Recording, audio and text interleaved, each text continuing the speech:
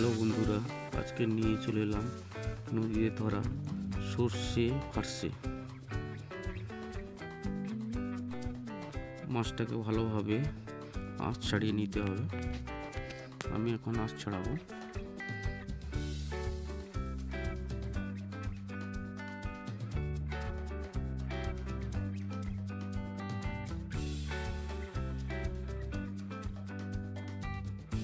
আঁশ ছাড়ানো হয়ে গেলে ফুলকো এবং পাখনাগুলোকে কেটে দিতে হবে।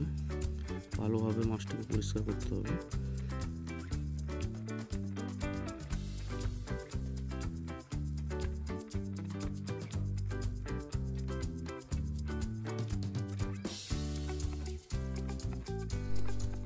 মাছ কাটা হয়ে গেলে ভালোভাবে পরিষ্কার জলে ধুয়ে নিতে হবে। তারপরে দেবো লবণ, হলুদ দিয়ে ভালো করে মাছটাকে ম্যারিনেট করে রাখতে হবে। আমি যেহেতু বাড়িতে রান্না করছি, ওর মধ্যে ঝিঙে এবং কিছুটা আলু যোগ করব বাড়িতে খাওয়ার জন্য। আপনারা প্লেন করতে পারেন। আমার ঝিঙেটা কাটা হয়ে গেছে। এইবার আমি আলুটা কেটে নেব।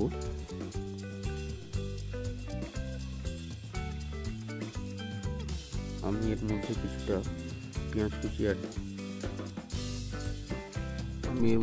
করব গোটা সর্ষে, পাঁচফোড়ন, পোস্ত এবং জিরে এবং হলুদ ও লঙ্কার গুঁড়ো অ্যাড করবেন। আপনারা পরিমাণ মতো দেবেন। এখন আমি কড়াইয়ের মধ্যে সর্ষের তেল দিচ্ছি। সর্ষের তেল অ্যাড করব মাছটাকে ভেজে নেওয়ার জন্য। প্রথমে কড়াইয়ের তেলটাকে গরম করতে হবে।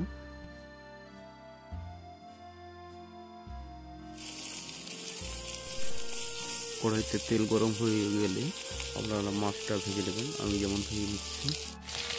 মাছ ভাজা কমপ্লিট হয়ে এসছে। আমি মাছটাকে এবার তুলে নেব।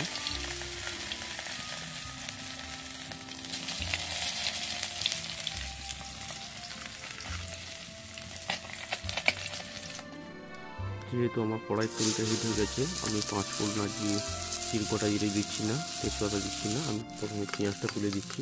পেঁয়াজটা কষিয়ে নেওয়ার পর মধ্যিখানে আপনারা তেজপাতা, গোটা জিরে, শুকনো লঙ্কা দিতে পারেন।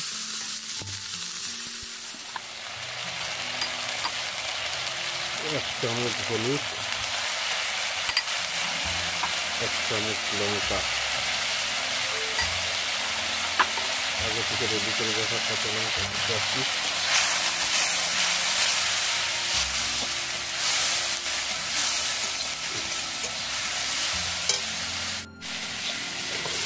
মশলাটাকে কষিয়ে নিতে হবে।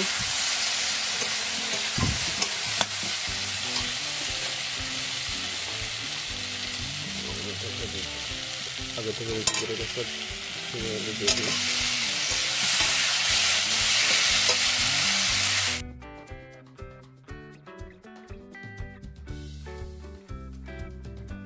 ঝিঙে আলু দিয়ে দিয়েছি। দিয়ে ভালো করে ঝিঙে আলুটাকে কষিয়ে নিতে হবে এবং মশলার মধ্যে মাখিয়ে নিতে হবে ঝিঙে আলুটাকে। আমার মশলা কষানো হয়ে গেছে। এবারে কড়াইতে আমি জল দিচ্ছি। কিছুটা জল অ্যাড করব আর আপনারা পরিমাণ মতো লবণও অ্যাড করবেন সঙ্গে। এইবারে তরকারিতে কিছুক্ষণ ফোটার জন্য আমি ঢাকা দিয়ে দেবো।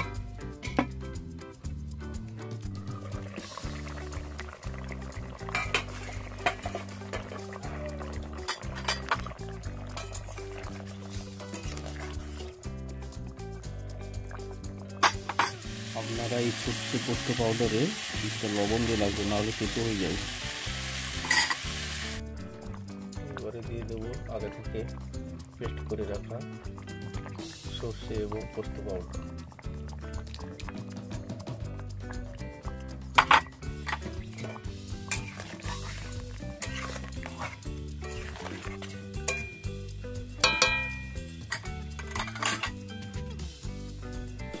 আলু এবং ঝিঙে সেদ্ধ হয়ে এসেছে আমার।